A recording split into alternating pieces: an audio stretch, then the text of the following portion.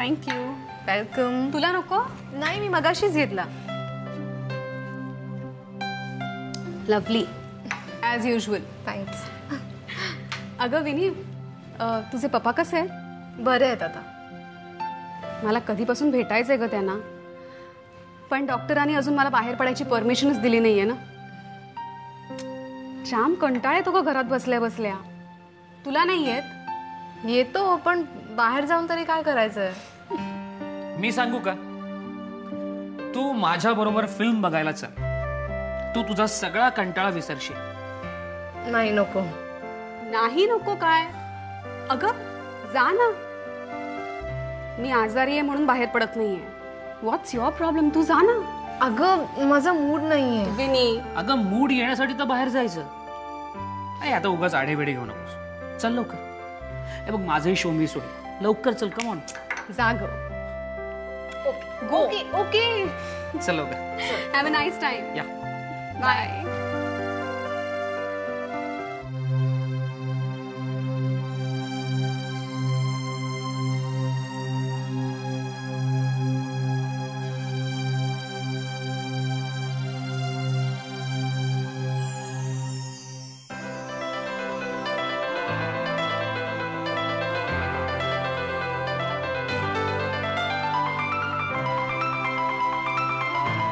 काका,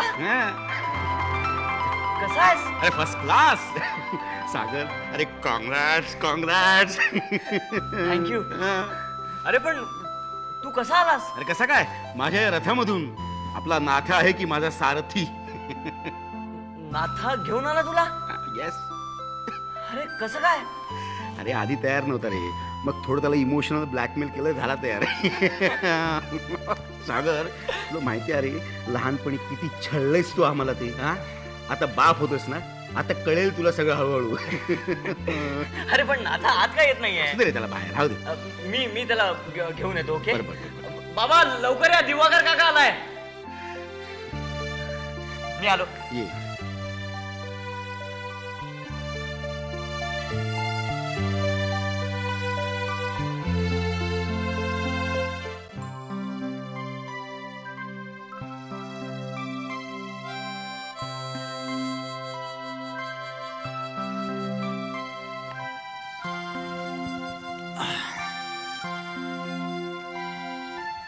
काय रे, इकडे असं एकटा का बसलायस? आज चल ना. नाही नको सागर. अच्छा, आमच्या छोट्या घरात यावंसं वाटत नाही. असं काय बोलता सागर बाबा तुम्ही?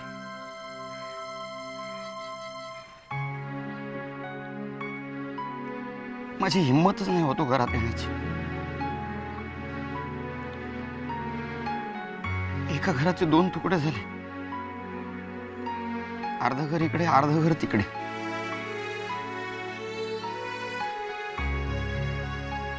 हिंमतच नाही होत घरात येण्याची. तुम्ही घरात असताना कसं घर गजबजलेलं असायचं. मस्ती धिंगाणा चालायचा. तुम्ही गेल्यापासून घर ओसार राहण्यासारखं वाटतं. नको वाटतं तिथे राहायला.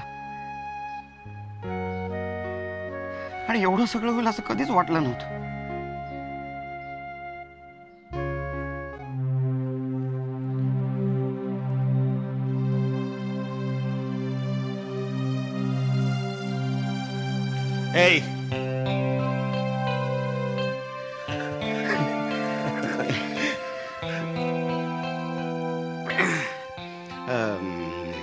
दादा, अरे अरे छान आहे की तुमचं घर.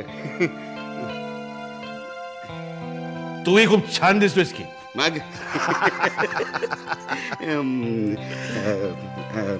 हे दादा, अरे अरे शालिनी बहिणी आणि मुक्ता कुठे आहेत? त्यांचं अभिनंदन करायचंय मला. हा, अरे म्हटलं सागरला जाऊन भेटू, त्यालाही कॉंग्रॅट्स करू. काय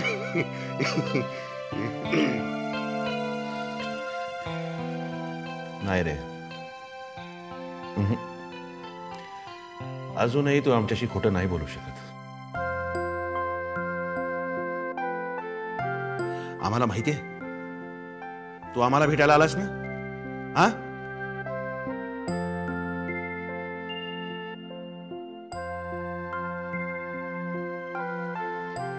काही नाही रे दादा.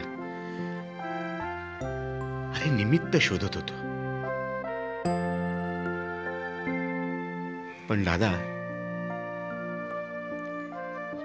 तूही आला नाहीस. अरे आम्हाला खूप वेळा वाटला तुला येऊन भेटावं, पण कसा येणार? तुझी ती आहे ना.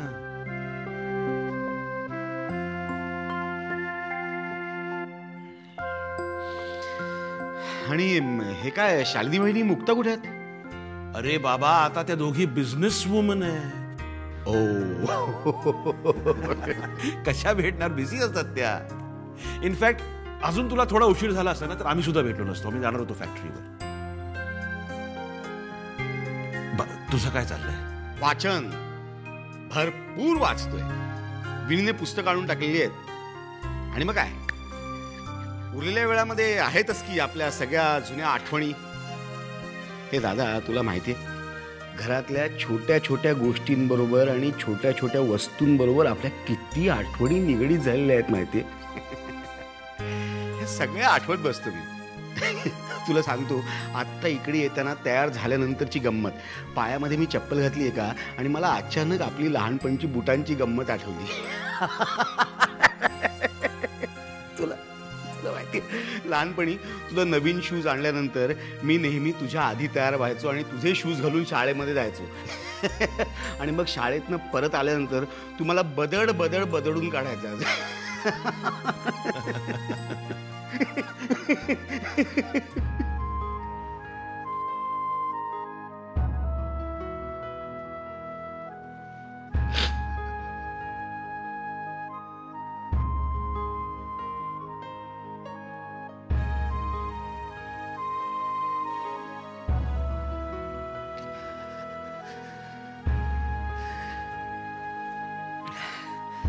आणि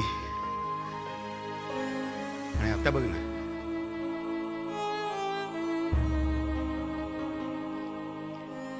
पायामध्ये एकच चप्पल पुरते मला अलीकडे.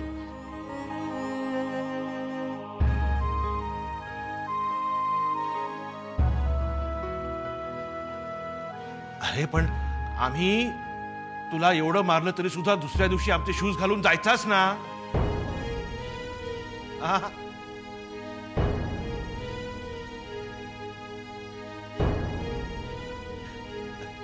तू आम्हाला खात्री आहे लवकरच तू स्वतःच्या पायावर उभं राहशील.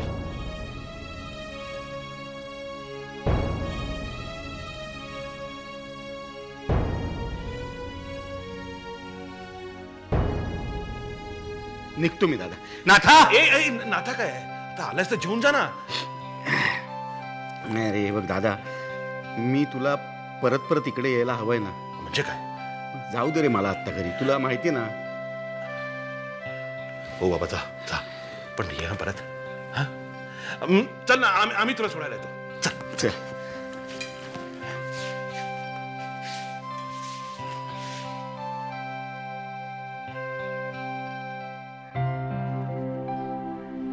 हे सगळं मेघना वहिनीमुळे झालं.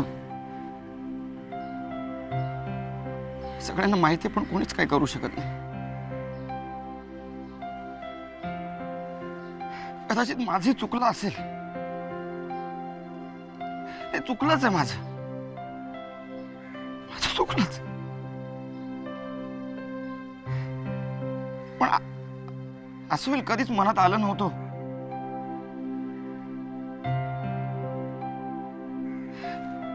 पद्माकर दादा आणि शालिनी वहिनीला असं नाही पावत.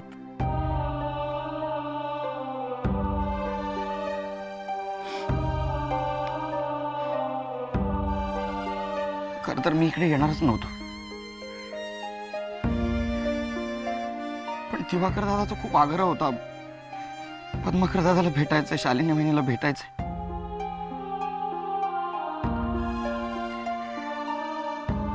मी पण कारण शोधतच होतो. म्हटलं चला या निमित्ताने तुम्हाला बघता येईल, तुमच्याशी बोलता येईल. सागर बाबा बघा ना, लवकरात लवकर ते घरात येण्याचा प्रयत्न करा. फार खायला उठतो ते घर.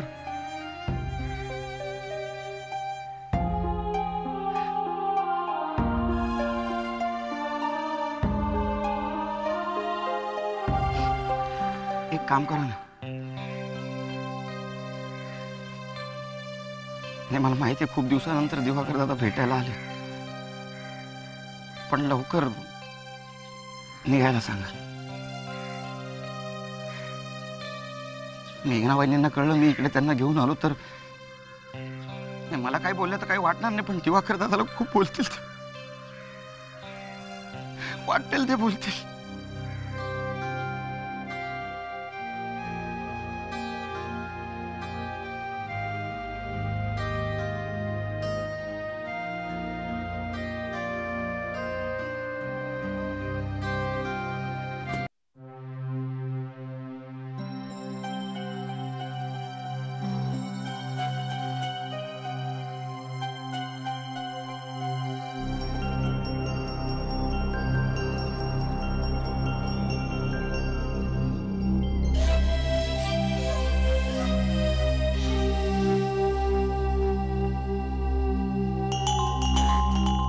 कुठे गेला होतात तेही घरात कुणालाही न सांगता?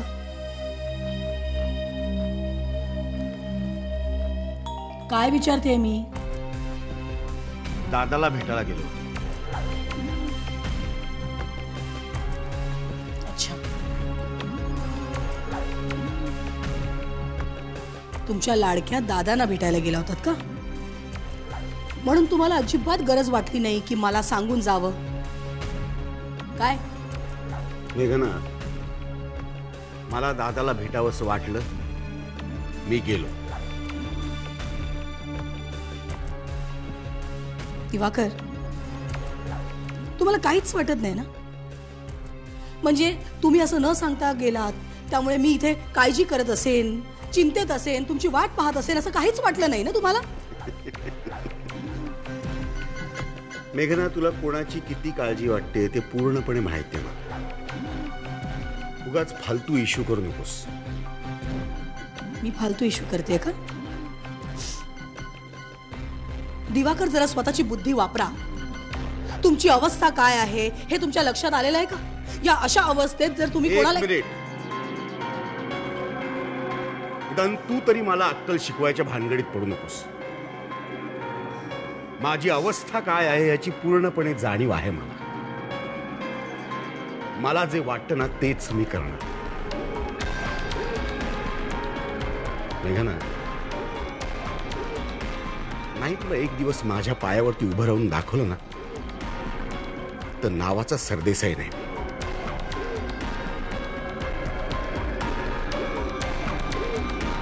आणि ज्या दिवशी मी माझ्या पायावरती उभा राहीन ना त्या दिवशी मी तुला तुझी जागा दाखवेन.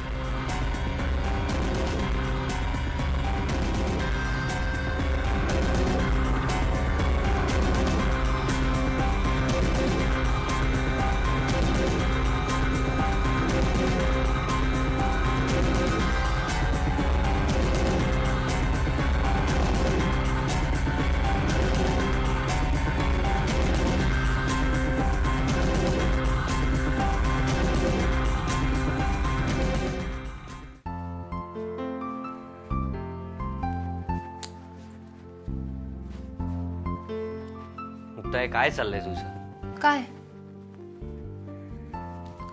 अरे, आई सांगत होती की काल कामवाल्या बाई आल्या नव्हत्या म्हणून सगळं घरकाम तू एकटीने केलंस. अरे सागर, नाहीतरी घरीच होते की मी. तू घरी होतीस कारण तुला बरं वाटत नव्हतं. तर तू असं का केलंस? मला खूप वाईट वाटलं. सागर, सध्याच्या तुझ्या या परिस्थितीत तुला जपायला हवं, तुझे लाड करायला हवे, तुझं कौतुक करायला हवं. पण इथे तर सगळं उलटच चाललंय. That's okay Sagar. No, it's not. It's not okay. Mukta, तू दिवसभर मर काम करतेस, बसचे धक्के खात प्रवास करतेस, घरकाम करतेस, फॅक्टरी सांभाळतेस, सगळं आपलं हसत हसत पार पाडतेस. मला खूप काही करावंसं वाटतं, पण मी तरी काय करू? मी सुद्धा असा अडकलोय ना ऑफिसमध्ये आणि अभ्यासात. बाकी सगळं सोड, तुझ्याशी मनसोक्त गप्पा सुद्धा मारायला मिळत नाही. का अपराधासारखं वाटतं ना मला. सागर बास आता. हे बघ, तुला माझी एवढी काळजी वाटते ना, माझ्यासाठी हेच खूप आहे.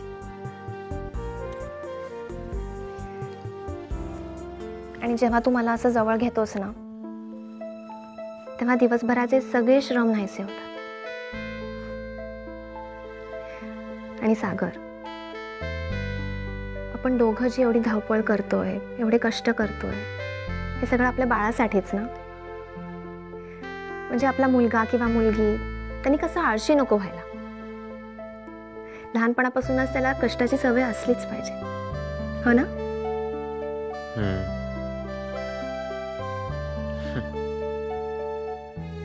मुक्ता, मी तुला इकडे काहीतरी सांगायला आलो आणि उलटी तूच माझी समजूत काढतेस.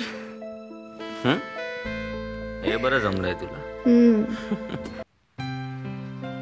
हो, बोलवलंस? हा राकेश, बस जरा. काय ग? या फाईलमध्ये ना डिस्ट्रीब्युटरची काही बिल आहेत, जरा तू चेक कर, आपल्याला लगेच पाठवायचं. मामा, आता जरा मी निघतोय, मला एक महत्वाची मीटिंग आहे. राकेश, अरे काय आहे, आपल्याला अर्जंट ही बिलं डिस्ट्रीब्युटर्सना पाठवायचे. तुझ्या बँक मीटिंगपेक्षा जास्त महत्वाचं आहे, प्लीज. ओके मामा, मला एक गोष्ट कळत नाहीये, डिस्ट्रीब्युटर्सच्या मंथली बिलसाठी आपण कम्प्युटर का वापरत नाही आहोत? राकेश, काय आहे ना बेटा, आपण स्वतः फाईल चेक केली ना की आपल्याला कळतं काय चुकलंय, काय प्रॉब्लेम्स आहे, मग लगेच रेक्टिफाय करता येतं. खरं सांगू का तुला, स्वतः फाईल चेक केली ना की मला जास्त कॉन्फिडेंट वाटतं. याच्यात काहीही प्रॉब्लेम्स असतील तर आपल्याला ते दुरुस्त करता येतात. मामा, ही कामं कम्प्युटरवर सुद्धा होऊ शकतात. आपल्यापेक्षा 100% फास्ट आणि ॲक्युरेट होतील ही कामं. बाकीच्या कामांसाठी आपण कम्प्युटर वापरतोच ना. मॅडम, राकेश सर म्हणाले ते अगदी बरोबर आहे. सध्या प्रोडक्शन, अकाउंट्स, मेंटेनन्स अशी बरीच कामं आपण कम्प्युटरच्या सहाय्याने करतो. त्यामुळे ऑफिसवरचा कामाचा ताण हलका होतो. शिवाय कम्प्युटरची एफिशियन्सी माणसापेक्षा कितीतरी जास्त. फडसावळे, तुमची अक्कल ना तुमच्याकडेच ठेव.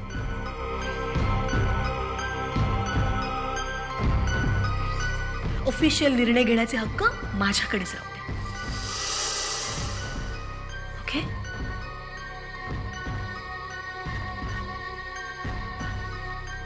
राकेश, हे बघ, आत्ताच्या आत्ता ही फाईल चेक. सॉरी मामा.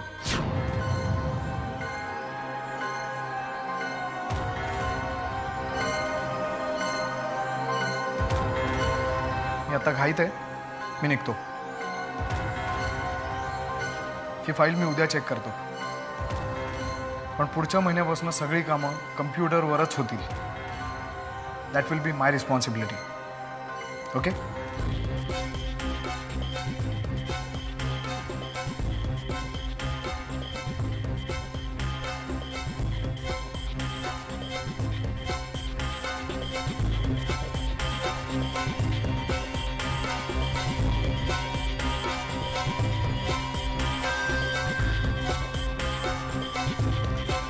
नाही, मी निघतोय.